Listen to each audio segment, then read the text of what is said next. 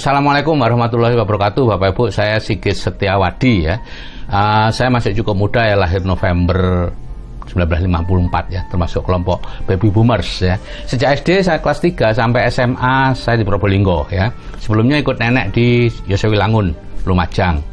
Dan sejak SD kelas 3 itu sampai SMA saya sudah berbisnis di sekolahan. Ya, mula-mula jualan permen di sekolah, jual gorengan, kemudian SMP, SMA itu saya beternak ikan hias ya, segala macam ikan hias saya ternak dan hasilnya saya jual gitu ya. Nah, kemudian saya lulus SMA, kuliah di kedokteran UNER, masuk 73, keluar 80 ya. Saat wisuda alhamdulillah saya dapat predikat lulus tercepat ya, karena saat itu pendidikan dokter di UNER itu 8 tahun dan saya bisa memotong 7,5 tahun ya. Nah, selama di kedokteran saya bertukang itu membuat meja belajar, rak buku dan lain-lain untuk teman-teman yang kaya gitu ya. Nah, setelah lulus tahun 80 saya dinas di Puskesmas Kerek Kabupaten Tuban, kemudian ke Puskesmas Montong ya. Dan awalnya saya tidak ingin spesialisasi karena tidak mampu ya, tapi seorang teman Dr. Imam Wahyudi SPUG menyarankan saya untuk spesialisasi gitu ya. Dan akhirnya saya mengambil spesialisasi Obgyn di UNER. Dan lulus tahun 93 saya minta ditempatkan di Pacitan ya. 3 tahun kemudian saya minta pindah ke Malang. Nah, di Batu saya membuat rumah dan sekaligus klinik tempat saya praktek ya. Dan rumah dan klinik yang sekarang menjadi hotel itu saya buat sebagus mungkin karena saya berharap bisa tinggal di sana seumur hidup saya ya.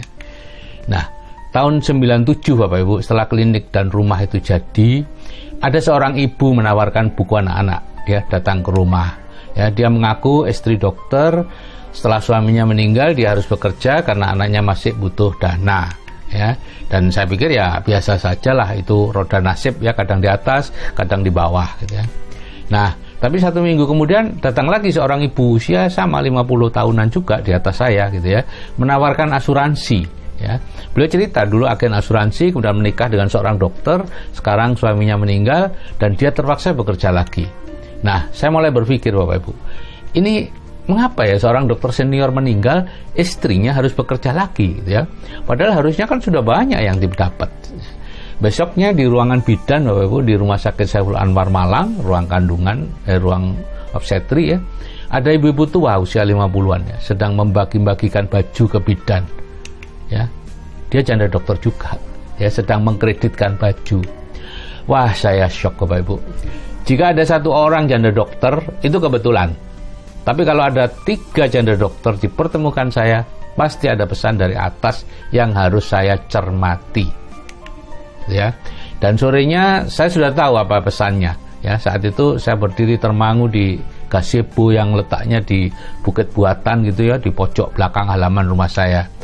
Dari sana saya melihat kehidupan saya yang lumayan mewah, ada kolam renang, taman anggrek bulan yang indah ya, tempat bermain anak-anak yang lengkap. Jika terjadi sesuatu dengan saya, istri saya harus bekerja untuk membiayai semuanya itu gitu ya. Maka saya mulai membaca banyak buku-buku keuangan ya, dan tahun 99 kalau tidak salah ya, pada saat saya ke toko buku Gramedia, tiba-tiba ada 2 buku yang seperti meloncat ke depan saya gitu ya, dan saya akhirnya membelinya. Itulah buku Rich Dad Poor Dad dan Cash Flow Quadrant ya, dari Robert T. Kiyosaki. Saya membacanya dan semakin shock saya membaca buku itu ya. Gini ya Bapak Ibu, di buku itu saya seperti ditelanjangi gitu ya. Apa yang saya lakukan di bidang keuangan itu ternyata sangat salah ya. Saya mencari jenis penghasilan yang tidak bisa membuat saya kaya ya. Penghasilan yang semakin besar akan membuat kondisi keuangan saya semakin buruk, dan butuh penghasilan yang lebih besar lagi, lebih besar lagi, lebih besar lagi ya. Itulah yang disebut penghasilan aktif, dan disebut juga uang yang salah. Saya dulu tersinggung waktu membaca itu uang yang salah. Ternyata benar, setelah saya mati memang ini uang yang salah. Semakin besar penghasilannya, semakin besar pula hutangnya atau kreditnya, dan semakin butuh untuk mencari lebih besar lagi. Nah, di buku itu saya disarankan untuk segera mendapatkan penghasilan pasif. Dari sekian banyak yang ditampilkan tuh hanya 1 yang cocok, memungkinkan untuk bagi saya ya, yang nggak punya keahlian bisnis, usia sudah 40 tahun lebih, kemudian tidak punya modal dan lain-lain, yaitu business networking. saya pun mencari-cari apa sih bisnis networking itu. Saya kan nyaris tidak berkecimpung di bisnis apapun Bapak Ibu ya. Dan ternyata di tangga paling atas itu bertengger bisnis yang paling saya benci, yaitu MW. Bapak Ibu, tahun 93 waktu anak saya lahir itu saya ditawari sabun ajaib oleh salah satu staf rumah sakit Pacitan ya, SA8 dari MW. Sabunnya bagus, istri saya beli ya, beli macam-macam waktu itu, bagus-bagus ya. Tapi kemudian dia menawarkan bisnis jualan sabun itu ke saya. Wah, saya sangat tersinggung Bapak Ibu. Saya dokter kandungan ditawari bisnis jualan sabun, bawa sabun ke rumah orang seperti yang dia lakukan. Sejak itu pokoknya bukan MW deh ya. Itu menjadi salah satu pedoman dalam memilih sebuah bisnis. Pokoknya bukan MW. Ya, tapi sang pakar mengatakan bahwa saya harus menjalankan networking nih. Kalau ingin keluarga saya aman, dan topnya networking di dunia itu MW gitu ya. Sebagai pelopor maupun omset bisnis terbesarnya MW, tapi saya tetap gigih menolak ide Robert Kiyosaki. Ego saya besar sekali Bapak Ibu ya. Saya mencoba mencari jalan lain. Saya investasi saham, investasi emas, reksadana, bekerja sama ternak, sapi dan lain-lain. Semuanya gagal Bapak Ibu.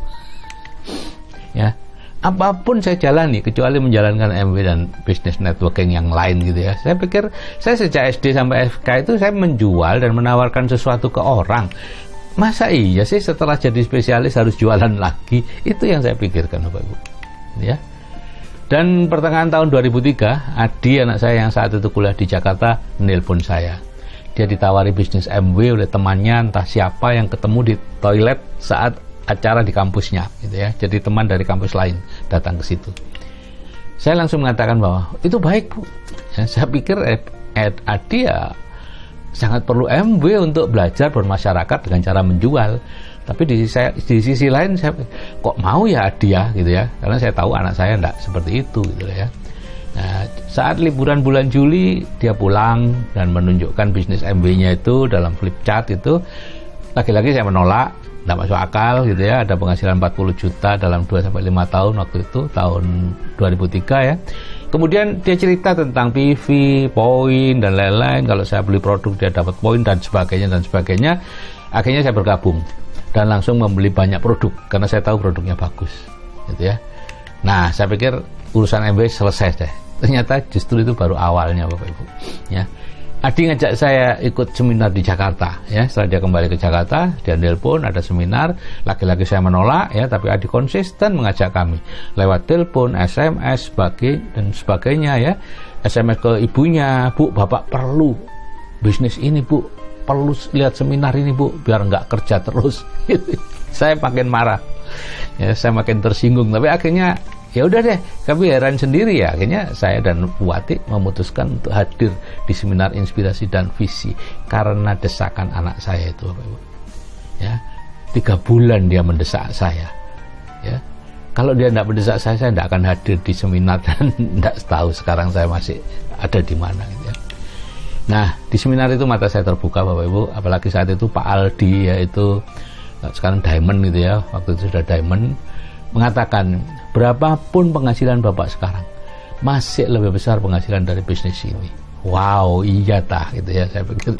Ya, akhirnya saya pun mulai aktif ya, saya penasaran, saya presentasi, akhirnya putus harapan. Saya 40 kali lebih Pak, lebih mungkin ya. Tidak ada satupun yang join. Saya sudah mendatangi ke rumahnya, sudah meminta mereka datang ke rumah saya, nggak join Bapak Ibu. Ya, akhirnya saya kirim SMS ke Adi ya, mengatakan, Di, Bapak nggak bisa Di, bidan aja loh saya nggak mau. Ya. Kalau bidan sudah nggak mau ya sudah. Ya, Adi cuma jawab, Pak, gunakan kaset. Dan kemudian saya minta dikirimi kaset, dan dikirimi kaset 100 kaset yang harus saya beli ya, nggak mahal tuh, 1 kali operasi selesai itu ya. Saya pelajari semuanya ya. Saya membeli 3 player, 2 Walkman ya, untuk bisa mendengarkan dimanapun gitu ya. Dan saya pun melanjutkan bisnis MW saya dengan ya susah payah Bapak Ibu ya. Sabtu Minggu saya kerja, Senin sampai Jumat saya off ya, sibuk banget. Sabtu Minggu saya bekerja keliling ke rumah-rumah orang. Wow, berat banget ya. Dan pertengahan tahun 2005 bonus sudah bisa untuk memutar ekonomi keluarga saya, dan saya memutuskan untuk berhenti praktek dan pensiun dini. Ya, saya bukan orang yang suka wah mewah dan lain, biasa-biasa saja. Ya, pokoknya cukup concern saya atau tujuan saya cuma satu, istri saya dan keluarga saya aman. Cuman itu. Begitu saya lihat sudah aman ini, ya udah selesai, gitu ya.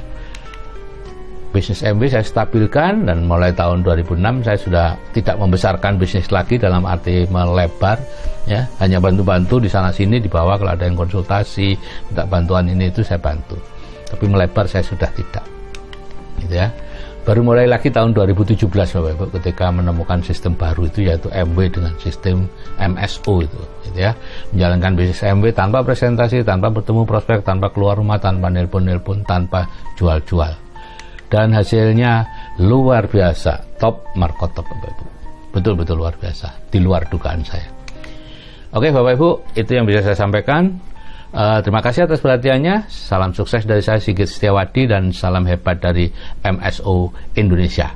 Oke, Assalamualaikum warahmatullahi wabarakatuh.